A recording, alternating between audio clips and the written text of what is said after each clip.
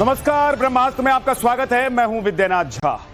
क्या महंगाई जनता का मुद्दा है या विपक्ष के लिए सियासी हथियार? इस महीने 11 दिनों में पेट्रोल डीजल की कीमतों में चौथी बढ़ोतरी ने देश की सियासत में उबाल ला दिया। एक तरफ राहुल गांधी ने पीएम मोदी को महंगाई मानव बताकर सीधा हमला कर दिया है, तो कांग्रेस अध्यक्ष मल्लिकार्जुन खड़गे ने इसे जनता की जेब पर डकैती करार दिया है। लेकिन बीजेपी पलटवार करते हुए पूछ रही है कि अगर केंद्र की एक्साइज ड्यूटी पूरे देश में एक जैसी है तो कांग्रेस शासित राज्यों में पेट्रोल सबसे महंगा क्यों बिक रहा है? तेलंगाना और कर्नाटक और केरल में जनता से ज्यादा टैक्स कौन वसूल रहा है? महंगाई की इस मार के बीच कौन सच बोल रहा है और कौन सिर्फ राजनीति कर रहा है? आज इन्हीं तीखे सवालों के साथ करेंगे ब्रह्मास्त्र में डिबेट। लेकिन डिबेट शुरू करने से पहले एक रिपोर्ट।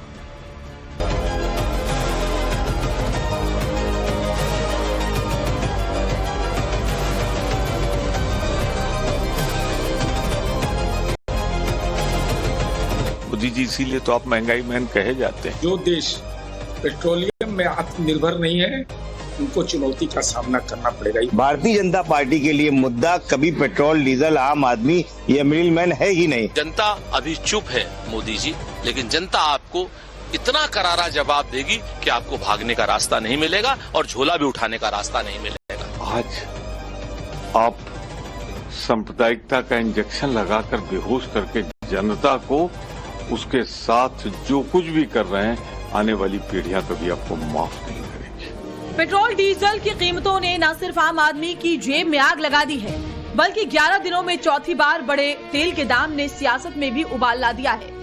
तेल कंपनियों ने पेट्रोल पर ₹2.61 और डीजल पर ₹2.71 की बढ़ोतरी जैसे ही की, पूरा विपक्ष मोदी सरकार पर हमलावर हो गया।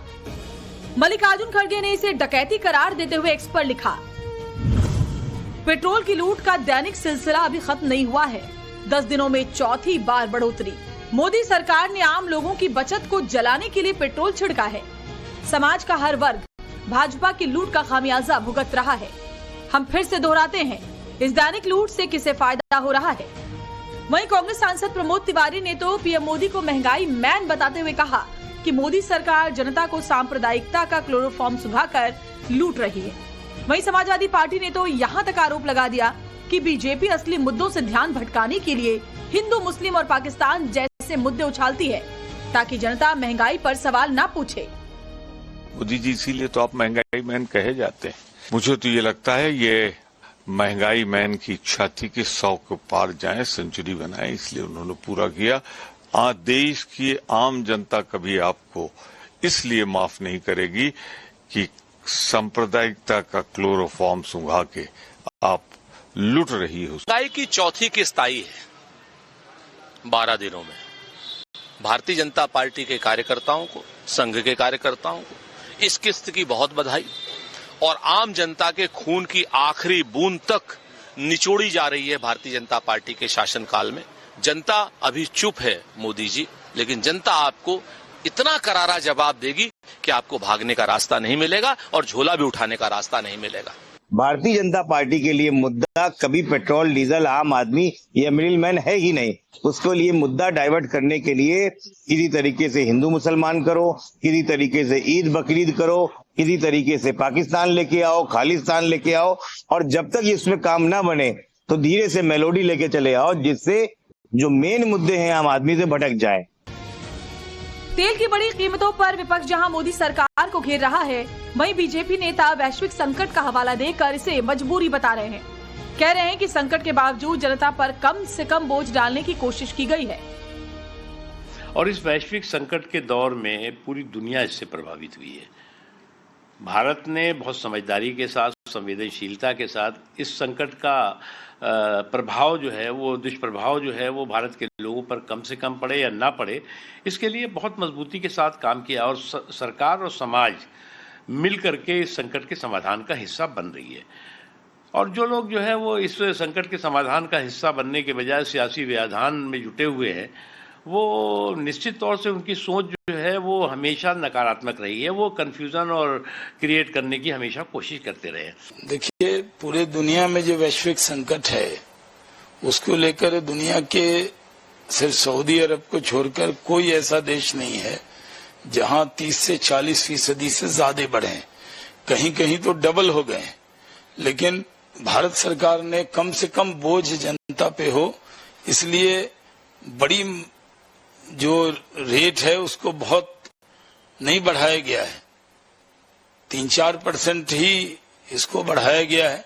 उधर मुंबई में पेट्रोल 111 रुपए के पार पहुंचने पर तीखा तंज कसते हुए शिवसेना उद्धव गुट की नेता प्रियंका चतुर्वेदी ने अपने पोस्ट में लिखा, मुंबई में पेट्रोल की कीमत शगुन के 111 नंबर पर पहुंच गई है। अगले 24 घंटों में डीजल की कीमत में 100 रुपए तक पहुंचने की संभावना है, खासकर महानगरों में। अब सवाल ये है कि आखिर सबसे सस्ता और महंगा ईंधन कहां मिल रहा है। देश में सबसे महंगा पेट्रोल तेलंगाना की राजधानी हैदराबाद में बिक रहा है, जहां पेट्रोल करीब 115 रुपए 73 पैसे और डीजल 103 रुपए 82 पैसे प्रति लीटर पहुंच चुका है। केरल के तिरुवनंतपुरम में पेट्रोल 115 रुपए 49 पैसे प्रति लीटर, जबकि डीजल 104 रुपए 41 पैसे प्रति लीटर है। जबकि पटना, कोलकाता, जयपुर में पेट्रोल 113 रुपए के पार बिक रहा है और डीजल 99 रुपए लीटर के पार पहुंच चुका है। हालांकि जयपुर में 98 रुपए 39 पैसे प्रति लीटर है। फिलहाल तेल की कीमतों में लगातार बढ़ोतरी को विपक्ष आर्थिक डकैती बता रहा है, तो सरकार वैश्विक मजबूरियों का तर्क देकर इसे जरूरी करार दे रही है। लेकिन सवाल ये है कि क्या कीमतों में बढ़ोतरी का इस सिलसिला और लंबा चलेगा या फिर जनता को जल्द ही राहत की कोई खबर मिलेगी। पेट्रोल डीजल की सेंचुरी सियासत की दिशा कितनी बदलेगी। Bureau report, times now, Navbharat. इसमें कोई दो राय नहीं है कि दुनिया पर इस वक्त संकट है और दुनिया भर में महंगाई की मार पड़ रही है। लेकिन पिछले 10 दिनों में चौथी बार पेट्रोल और डीजल के दाम जिस तरीके से बढ़े हैं, उसने पूरे देश में सियासत में उबाल ला दिया है और साथ ही साथ जो लोग हैं, आम लोग हैं, उनकी जेब पर भी बोझ बढ़ गया है। अब क्योंकि डीजल भी महंगा हो रहा है तो बाकी चीजें भी महंगी होंगी, इसीलिए विपक्ष ने सरकार को इस मुद्दे पर घेरने की पूरी तैयारी कर ली। यानी कि संकट की घड़ी में जब सरकार ये कह रही है कि दुनिया भर में संकट है, तो विपक्ष कह रहा है कि दुनिया में संकट है तो हम क्या करें, लेकिन देश में संकट कैसे आ गया ये बताइए। और ये विपक्ष का सवाल नहीं बनता है क्या? आज इसी पर बात करेंगे। अवधेश कुमार वरिष्ठ पत्रकार हमारे साथ हैं, वैभव मालू मार्केट एक्सपर्ट हमारे साथ हैं, जगदीश शर्मा कांग्रेस के नेता हमारे साथ हैं, स्वयं प्रकाश पुरोहित प्रवक्ता टीएमसी से, और साथ ही साथ कुछ ही देर में हमारे साथ अशोक यादव जुड़ जाएंगे। बहुत बहुत स्वागत है आप सभी मेहमानों का हमारे साथ। स्वयं प्रकाश जी, ये जो सहयोगी दल हैं आपके, यानी कि इंडी गठबंधन में जो घटक दल हैं, उनके जो स्टेट्स हैं, तेलंगाना, केरल या जो बाकी राज्य हैं, वहां तो अगर महंगाई की मार को कम करना है तो आप लोग राज्य सरकार की तरफ से जो लिया जाने वाला टैक्स है पेट्रोल डीजल पर, उसको कम कर सकते हैं। वो कर दीजिए एक बार, उसके बाद सरकार को घेरेंगे दोनों लोग मिलकर। देखिए सबसे पहले जो टैक्स है पश्चिम बंगाल में जब हमारी सरकार थी, हमारी जब सरकार थी 4 मई के पहले, तब यही तर्क भारतीय जनता पार्टी वाले बंगाल के लिए देते थे कि आप लोग ये टैक्स कम कर दीजिए, मगर अभी आप नहीं कर पा रहे हैं। एक छोटा सा सवाल है कि तेल के दाम बढ़ गए हैं, अगर फिर भी हमको रूस से तेल लेने के लिए, ईरान से सस्ता तेल लेने के लिए हमें कौन सी ताकत रोक रही है? ये देश की संप्रभुता पर खतरा नहीं है? इस विषय पर कोई टिप्पणी नहीं होगा। अगर रूस हमें सस्ता तेल देने के लिए तैयार है, आपदा है हमें दिखाई दे रही है, आपदा किसने तैयार की और इस आपदा का जिम्मेदार कौन है, इस विषय में कोई नहीं जानना चाह रहा है। सच्चाई क्या है? सच्चाई यह है कि जो इनके मोटे दोस्त हैं, उद्योगपति दोस्त हैं, वो और मोटे हो रहे हैं और देश की जनता है उनका खून चूसा जा रहा है। उनका खून चूस करके देश की जनता को गुमराह किया जा रहा है, लड़वाया जाता है। सिर्फ चुनाव के समय हिंदू मुसलमान हम सत्ता हथियाएंगे और पूंजीपतियां जो कंपनियां हैं, जिनको जो देश की कंपनियां चला रही है, उनको मोटा करना है। कोई तरह की कैपिंग नहीं है। जब पश्चिम बंगाल में तृणमूल कांग्रेस की सरकार थी, आप लोग कहते थे कि ये सेस ले रहे हैं ज्यादा, 10 रुपए 8 रुपए ज्यादा ले रहे हैं अन्य राज्यों से, आप कम करते क्यों नहीं है? आप करिए, तुरंत करिए। बड़ी बड़ी बात करते हैं खाली। अभी तो 70,000, 39,000 और 23,000 का 2 इंस्टॉलमेंट भी दे दिया हमने, 15 दिन के अंदर में दे दिया है। पिछले कुछ महीनों के अंदर में गैस सिलेंडर के 7 से 8 बार दाम बढ़े हैं। जो किचन्स जो चलाते हैं, जो बेचारे ठेले वाले, रेडी वाले, जो सिलेंडर 1000 रुपया पड़ गया, उस पर कोई बात नहीं करता है। देश के गृह मंत्री, प्रधानमंत्री आते हैं और सिर्फ नफरत की बात करते हैं। देश के अंदर में विश्व पटल पर जो बात हो रही है उस पर कोई जवाबदेह नहीं है। इनके नेता जुलूस निकालते हैं, अभी 2 दिन पहले चुनाव था, 100 गाड़ी बाइकों से रैलियां चल रही है और देश के प्रधानमंत्री ज्ञान देते हैं कि हम 2 गाड़ी में चलेंगे, 1 गाड़ी में चलेंगे। अभी कहीं चुनाव होगा, वहां पे देखिएगा फिर काफिला चालू हो जाएगा इनका। सिर्फ जनता से पैसे लूटना इनका काम हो गया है। ट्रेड डेफिसिट चल रहा है आपका चाइना के साथ, कोई जवाबदेही नहीं है कितने बिलियन डॉलर का, उसके बारे में आप बात नहीं करेंगे कि देश की जनता जो जवाब मांगती है देश के प्रधानमंत्री से, देश के जो भी तेल मंत्री है उनसे पूछना चाहते तो वो जवाब देते कि कंपनियां घाटे में चल रही है। कंपनियों के घाटे की जिम्मेदारी कब से भैया जनता पर आने लगी? मुझे ये बताइए, मेरी कंपनी भी है, अगर वो घाटे में चल रही है तो उसको सुधारूंगा मैं, उसके लिए सरकार मुझे मदद करेगी कि आप जब तक दाम बढ़ाते रहो। कोई इसके ऊपर कैपिंग होनी चाहिए या नहीं होनी चाहिए? ठीक है, क्या सरकार जवाबदेह जिम्मेदार नहीं है? अवधेश कुमार जी।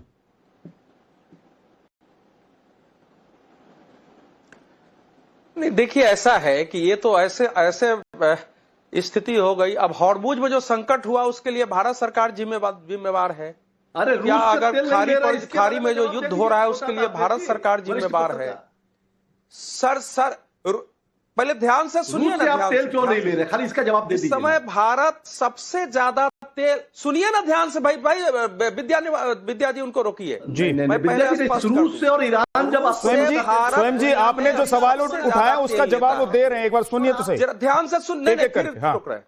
बोलिए, आप समझाइए मत, आप मेरे उसका जवाब दे दीजिए। वो आंकड़ों के साथ बोलेंगे, वो किसी पार्टी के प्रवक्ता नहीं है कि वो यहाँ पर कुछ भी बोलकर चले जाएंगे। उनको चुनाव नहीं लड़ना है, सुन तो लीजिए, पत्रकार हैं वो, मुझे उनका जीवन खप गया है यही सब करते करते, आंकड़े जुटाते, खबरें जुटाते हुए। तथ्य पर बोला जाए, आप बोलेंगे तो मैं भी नहीं, फिर आपका डिबेट खराब हो जाएगा। बोलिए, मैं भी बीच में बोलूं तो वो भी नहीं बोल पाएंगे। ठीक, ये झूठ फैलाया गया है। रूस नंबर 1 सप्लायर है भारत के तेल का, वेनेजुएला नंबर 2 है, संयुक्त अरब अमीरात नंबर 3 है और सऊदी अरब नंबर 4 है।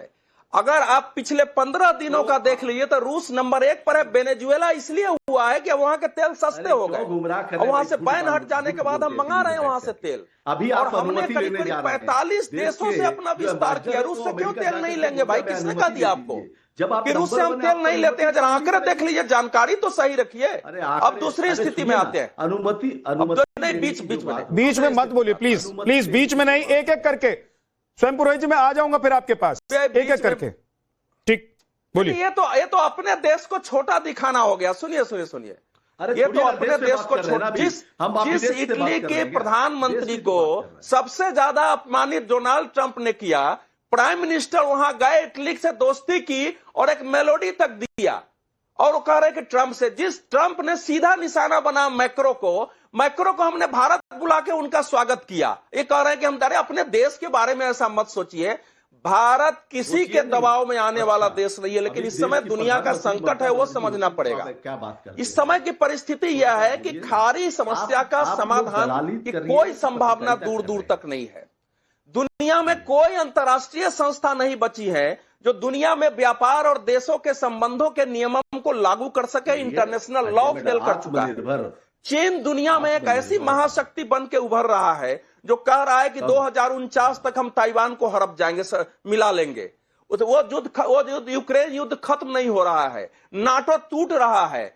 अब इसमें अभी मैकेंजी ने एक रिपोर्ट दिया है कि आने वाले समय में $200 प्रति बैरल से के तक तेल जा सकता है अगर कि ये समस्या नहीं रुकी तो।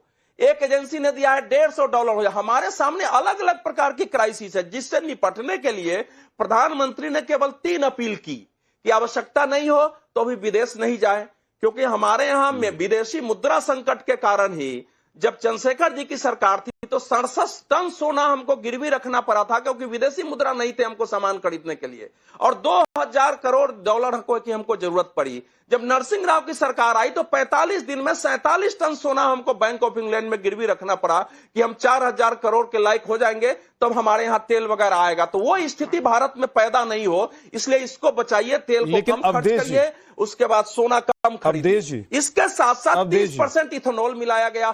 लास्ट जो मैं बोल रहा हूं, पहले यह सोचा गया था कि यह संकट शायद दूर हो जाएगा, इसलिए सरकार ने इसलिए रेट नहीं बढ़ाया गया, बल्कि 8 रुपया 6 रुपया अपनी ओर से टैक्स घटा करके कोशिश की गई। अब स्थिति है कि यह बढ़ती जा रही है, तो यह बढ़ेगा आगे, ये धीरे धीरे आगे बढ़ेगा। अभी भी भारत में दुनिया से कम तेल रेट है, 20 से 50% दुनिया के रेट बढ़ चुके हैं। अवधेश जी, एक सवाल है, कि सरकार ही तो कह रही थी ना कि हमारे पास अभी रिजर्व है, बाकी और जो रास्ते हैं तेल लाने के, ईंधन लाने के हमारे देश में, उन पर हम काम कर रहे हैं। अब ये लगभग 3 महीना हो जाएगा युद्ध को।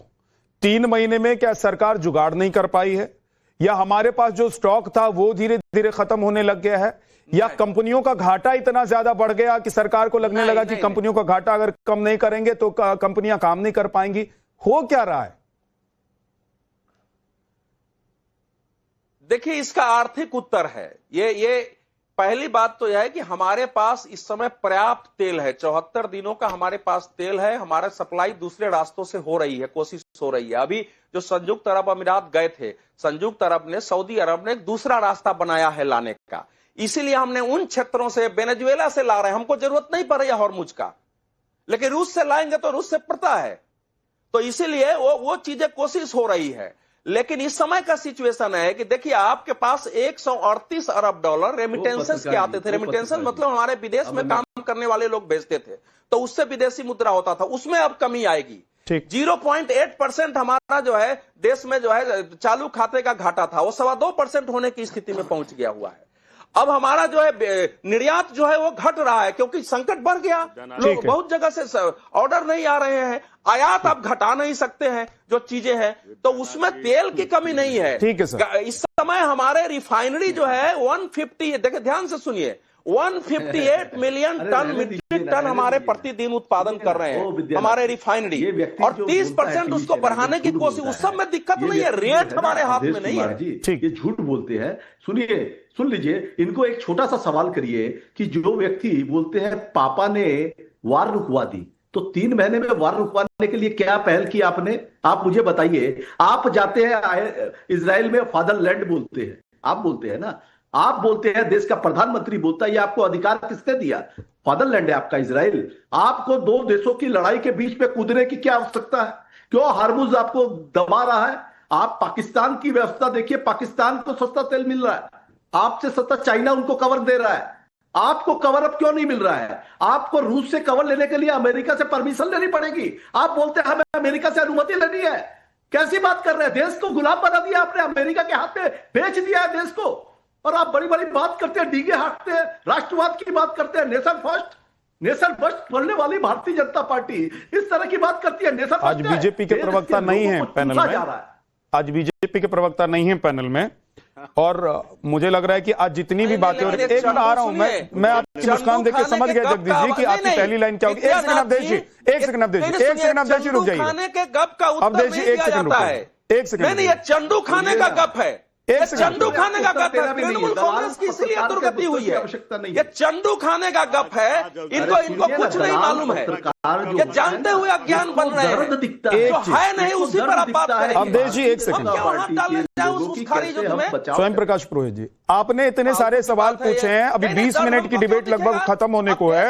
आपको सबसे पहले मैंने वक्त दिया क्योंकि आप लोग विपक्ष में बैठे हुए, देश भर में आप लोगों ने इस पूरे मुद्दे पर आवाज उठाई हुई है। लेकिन एक बात स्वयं प्रकाश पुरोहित जी, जब आप विपक्ष में बैठते हैं, किसी मुद्दे पर आप सरकार को घेरते हैं, तो उसमें जनता को गुमराह करने वाली बात नहीं होनी चाहिए। आप ये कह रहे हैं कि हम रूस से तेल कहां खरीद रहे हैं, हमको अमेरिका से परमिशन लेना। भाई आज अमेरिका की हालत यह है कि सीज फायर के लिए ईरान कहे ना कहे, अमेरिका सीज फायर एक्सटेंड किए जा रहा है। भारत ने कभी बोला नहीं कि हमको रूस से तेल खरीदने दो या नहीं खरीदने दो, फिर से अमेरिका ने कर दिया। सुन लीजिए सर, मैं बता रहा हूं आपको, एक मिनट सुन लीजिएगा। अमेरिका ने फिर से एक्सटेंड कर दिया अपनी मर्जी से। जब अमेरिका ने कहा था कि आप रूस से तेल नहीं खरीद सकते, उसके बावजूद हमने रूस से तेल खरीदा। दिक्कत क्या ये है कि भाई इस वक्त आर्थिक संकट पूरी दुनिया में है, या दिक्कत यह है कि भारत सरकार फेल हो रही है? वैभव मालू, आप क्योंकि इस पूरे मामलों के जानकार हैं मालू साहब, मैं आ रहा हूं एक सेकंड। जगदीश जी, आप ये बताइए कि सरकार फेल हो रही है, भारत सरकार फेल हो रही है इस संकट से निपटने में, या पूरी दुनिया में जो संकट है उसका असर हमारे देश पर हो रहा है? क्या सरकार चाहकर भी तेल की कीमत पर कंट्रोल नहीं कर पा रही है? दूसरी बात, क्या यह जनता की जेब पर बोझ जानबूझकर डाला जा रहा है? बाकी तेल कंपनियां तो मुनाफे में पहले भी थी और अभी भी हैं। जी, इसमें एक सिंपल सी लॉजिक है इस चीज को समझने के लिए कि जो देश हमारे हमारे पास है ज्योग्राफिकली, भूगोल में, वो देश से ऑयल ईंधन लेना हमारे लिए सस्ता पड़ता है। स्टेट ऑफ हॉर्मुज से 50% इंडिया का तेल आता था, जो कि अब संकट में पड़ गया है। तो हमको वेनेजुएला जैसे देश जो कि बहुत दूर है इंडिया से, रूस जो कि इंडिया से ज्योग्राफिकली इतना निकट नहीं है जितना कि स्टेट ऑफ हॉर्मुज है, वहां से तेल मंगवाना पड़ रहा है। इसमें दबाव पड़ा है इंडियन जो रिजर्व्स हैं उस पे, और उससे फंडामेंटल्स थोड़े शेक हुए हैं देश के, जिसके कारण इकोनॉमी संकट में आ गई है और तेल के भाव बढ़ाए जा रहे हैं। इसको बैलेंस आउट करना जरूरी होता है कभी कभी, और दुनिया भर में ऐसा वॉर जो कि उस क्षेत्र में है जहां पे दुनिया का सबसे ज्यादा तेल और ईंधन का रिजर्व्स है, जहां पे हैं, वहां पे होना एक संकट वाली बात है दुनिया भर के लिए, क्योंकि जो लोकली वो लोग बेचते हैं वो वे दाम भी कम हुए हैं उनके देशों में, और हमारे देशों में भी कम हुए हैं। लेकिन उनके जो रेट्स हैं तेल के, वो हैं लगभग इंडिया के 10%, 60%, 20%, डिपेंड कौन सा देश है, डिपेंडिंग ऑन कौन सा देश है। इंडिया में 100 रुपया होना इंडिया के करेंसी के लिए एक वीकनेस है करेंसी की इंडिया की, कि इंडिया तेल बहुत महंगे दाम में खरीदता है, और तेल बैकबोन होता है इकोनॉमी का। ये अगर आप देखेंगे बाकी देश, तो वो सर्वाइव कर लेंगे, क्योंकि उन आत्मनिर्भरता है इस चीज को लेके। और काफी कंट्रीज जैसे चाइना है, उनका स्टोरेज कैपेसिटी बहुत ज्यादा है, और उनके जो ऑफटेक अग्रीमेंट्स है काफी देशों के साथ में है। वैभव भाई, मैं अब आपसे सीधे सवाल कर रहा हूं। देखिए, अर्थशास्त्र देश की जनता इतना नहीं समझती है। मैं सीधे एक दो सवाल कर रहा हूं आपसे, ताकि जो विपक्ष में बैठे हुए इस वक्त हमारे पैनलिस्ट हैं और देश की जो पार्टियां वो भी समझ पाए और बाकी जनता भी समझ पाए। क्या भारत के पास ऑप्शन है दूसरे देशों से तेल खरीद कर लाने की, और उस ऑप्शन पर देश काम नहीं कर रहा है, सरकार काम नहीं कर रही है, इसलिए तेल महंगा हो रहा है? क्या इस वक्त जो हम बाहर से किसी और रास्ते से तेल लेकर आएंगे, उस तेल का कॉस्ट जो है वो महंगा होता है, ज्यादा होता है, इसीलिए तेल महंगा हो रहा है? हो क्या रहा है, क्यों तेल महंगा हो रहा है? भाई हम तो सशक्त हैं, हमारे पास रिजर्व है। मैं बताता हूँ, स्टेट ऑफ हॉर्मुज के गायब होने से बाकी देश के हर जो देश जो तेल प्रोड्यूस करता है उन सब पे दबाव पड़ रहा है दुनिया भर से कि तेल खरीदे। तो ऐसी सिचुएशन में जो शिपमेंट्स होती हैं, जो शिप्स होती हैं, वो ब्लॉक हो जाती हैं कई दूसरे देशों के लिए, और इंडिया का नंबर लेट आता है। इसमें प्रिपेयर होने के लिए इंडिया को अगले बार और आगे के लिए हमको तेल सेव करके, स्टोर करके देश में काफी दिनों तक रखना चाहिए।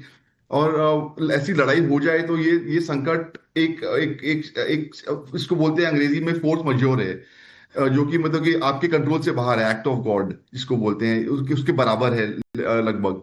तो इस सिचुएशन में कंट्रोल में लाने के लिए भाव बढ़ाना ठीक है सर। आप ये कह रहे हैं कि एक्ट ऑफ गॉड, जैसे कि कभी भूकंप आ जाता है, कभी प्राकृतिक त्रासदी आ जाती है जिसको एक्ट ऑफ गॉड बोला जाता है, उस पर कंट्रोल आप नहीं कर सकते, आप ज्यादा से ज्यादा उससे लड़ने की कोशिश करते हैं, उस पर काबू पाने की कोशिश करते हैं, उससे बाहर निकलने की कोशिश करते हैं। जगदीश जी, वैभव जी मार्केट के एक्सपर्ट हैं, वो कह रहे हैं कि ये जो सिचुएशन है एक्ट ऑफ गॉड वाली सिचुएशन हो गई है। आप लोग कह रहे हैं कि सरकार फेल हो गई है, आप लोग कह रहे हैं कि मोदी की पॉलिसी फेल हो गई है, आप लोग कह रहे हैं कि सरकार जनता को मार रही है, आप लोग कह रहे हैं कि महंगाई मैन है मोदी जी। भाई आप लोग क्या सिचुएशन से अलग हटकर मौके का फायदा उठाने की कोशिश कर रहे हैं? देखिए विद्यानाथ भाई, सबसे पहले तो जो आपने कहा बिल्कुल ठीक कह रहे हैं। आप जो कह रहे हैं हम एक बात सच कह रहे हैं, कहनी पड़ेगी। और दूसरी बात, प्रकाश पुरोहित जी से मेरी प्रार्थना है, भाई अवधेश जी पत्रकार हैं, बीजेपी के प्रवक्ता नहीं है। वो बात तो रहे कि कोई ना कोई आदमी समर्थन करता है, वो बीजेपी के समर्थक, उनको मत घेरो। आज हमारे सवाल सरकार से हैं, पत्रकारों से नहीं है। कहना क्या मैं समझता हूं कि राड की जड़ी का जाने में कहावत है, पत्रकार इस समय में जनता की मांग नहीं उठा के भारतीय जनता पार्टी को शेल्टर देगा, उसकी बात नहीं सुनी जाएगी। वो झूठी बात कर रहे हैं ना, वो बोल रहे हैं अरे मुझे बताइए, one India one election. Prakash ji मुझे लग रहा है कि पहली बार प्रकाश जी एक सेकेंड, मैं जगदीश शर्मा की तारीफ करना चाहूंगा। मैं आज जगदीश शर्मा की इसलिए तारीफ करना चाहूंगा, प्रकाश जी एक सेकेंड रुकिएगा, कि पहली बार कांग्रेस के किसी नेता को मैंने 2014 के बाद देखा है कि वो कह रहा है कि उसको सही जगह पर सवाल करना है, सही व्यक्ति को घेरना है, सही पार्टी से सवाल जवाब करना है। नहीं तो अभी तक कांग्रेस ने और विपक्ष की ज्यादातर पार्टियों ने और उनके नेताओं ने गलत जगह पर अपनी एनर्जी खर्च करके और गलत तरीके, गलत रास्ते पर जाकर अपना सब कुछ गंवाया है। जगदीश जी कंटिन्यू कीजिए। प्रकाश जी ऑफेंड मत होइए प्लीज। नहीं, उन्होंने मेरे बारे में टिप्पणी की है तो मुझे प्रकाश जी, कहानी क्या, सरकार फेल क्यों हो रही है? सरकार फेल क्यों हो रही है? अगर अडानी न होता तो सरकार भी फेल ना होती। एक अडानी को बचाने के चक्कर में ट्रंप के हाथ पैर जोड़ने पड़ रहे हैं। अभी सारे केस खत्म हो गए हैं। ये सरकार पता नहीं कैसा ऐसा चक्रू चलाती है, जितने भी भ्रष्टाचारी हैं इनके गले लग जाओ, उनके केस ही खत्म हो जाते हैं। अगर अडानी पर अमेरिका केस नहीं करता तो और ये मैं समझता हूं फिर मोदी जी नहीं झुकते, ना उनके पैर पकड़ते, फिर रशिया से भी तेल लेते और फिर ईरान से भी झगड़ा ना करते, वहां भी तेल लेते जाके उसके चक्कर में कहीं ना कहीं अपने बेटे को बचाने के लिए, अपने भाई को बचाने के लिए, अपने परिवार को बचाने के लिए पूरे भारत को भुगतना पड़ रहा है।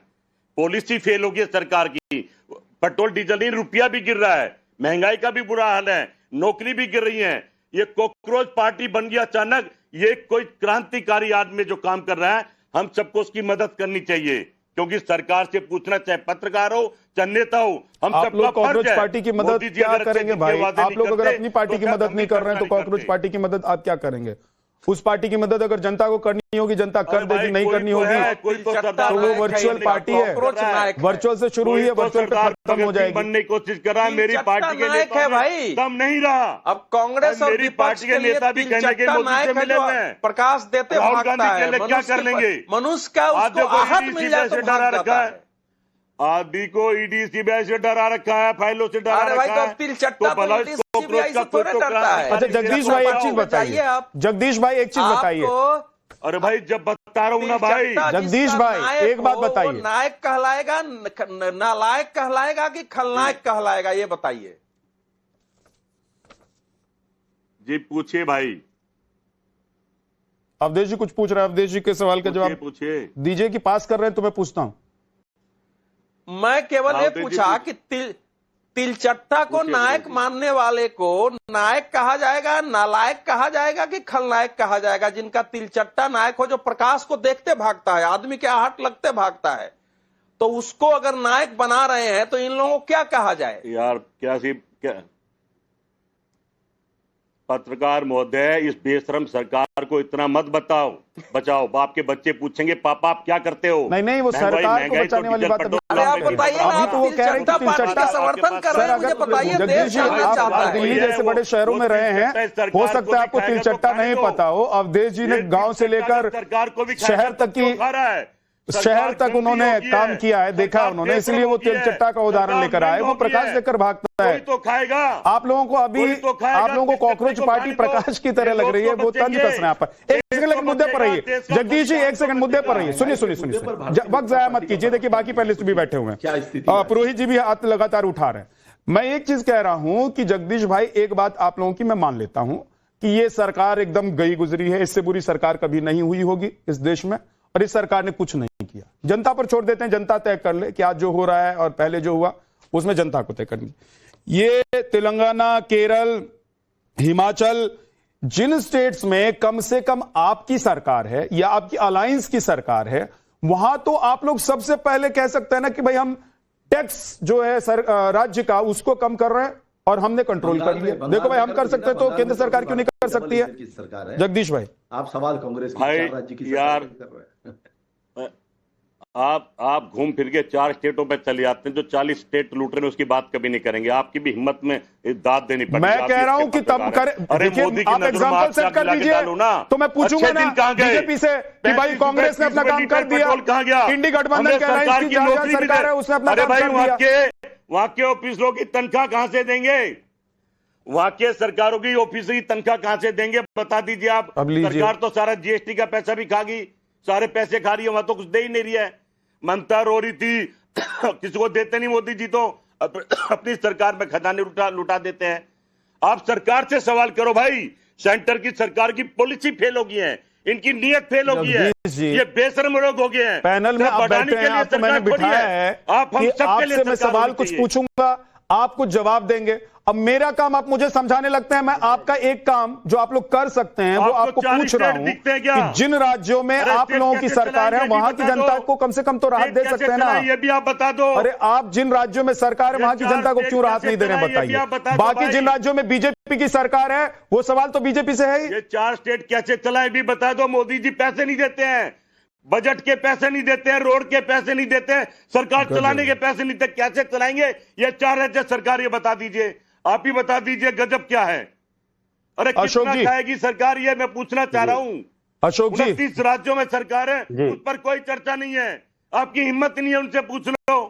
मेरी हिम्मत डाल के पूछो मोदी। मेरी हिम्मत तो आप देखते ही होंगे रोज। फर्ज बनता आप हमारे पत्रकार मेरी हिम्मत आप रोज देखते होंगे कि मेरी हिम्मत से मैं क्या क्या कर जाता हूं, लेकिन आप लोगों की एक हिम्मत नहीं है कि आप राहुल गांधी को बोल दें कि जिन राज्यों में हमारी सरकार है सर वहां की जनता को राहत दे दीजिए।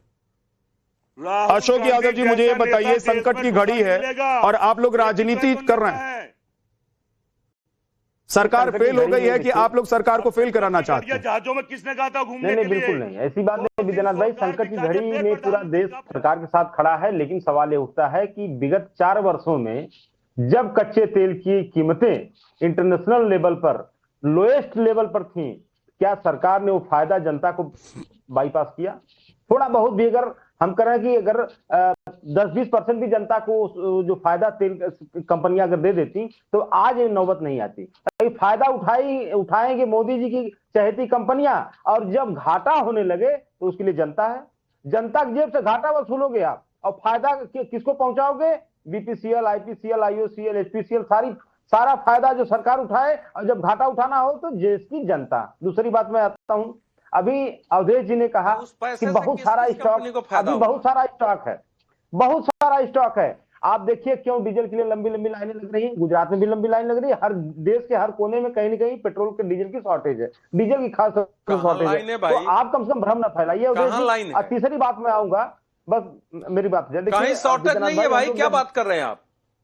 हम लोग जब मेडिकल चेकअप कराते हैं ना तो सीबीसी कराते हैं, कंप्लीट ब्लड काउंट, उसमें शरीर की सारी स्थितियां पता चल जाती है, बीमारियां। और इस देश की अर्थव्यवस्था का सीबीसी अगर आप करेंगे तो आप देखेंगे कि WPI जो होलसेल प्राइस इंडेक्स, ये जो है 2.26 से 3.88 पहुंच गई। आप देखेंगे फॉरेक्स जो फॉरेन रिजर्व की गिरावट, इसका आप देखेंगे तो 1 मई को 26,000 करोड़ गिरा, और आज के रेट में फॉरेन एक्सचेंज हमारा 65.62 लाख करोड़ है। ये 3 महीने में 3.4 लाख करोड़ हमारा फॉरेन एक्सचेंज कम हो गया। ये हमारी देश की सीबीसी है। और तीसरी बात मैं कहूंगा, जो हमारे जो इन्वेस्टर्स हैं फॉरेन, वो 2 लाख करोड़ रुपए निकाल के लेके बाहर चले गए। हमारे देश के जो अडानी, जो भाजपा का फाइनेंसर है, जो भाजपा का जो है वित्त मंत्री भाजपा का है, वो 1 लाख करोड़ रुपया हमारे देश की पूंजी अमेरिका में इन्वेस्ट कर अपने मुकदमे खत्म कराने के लिए।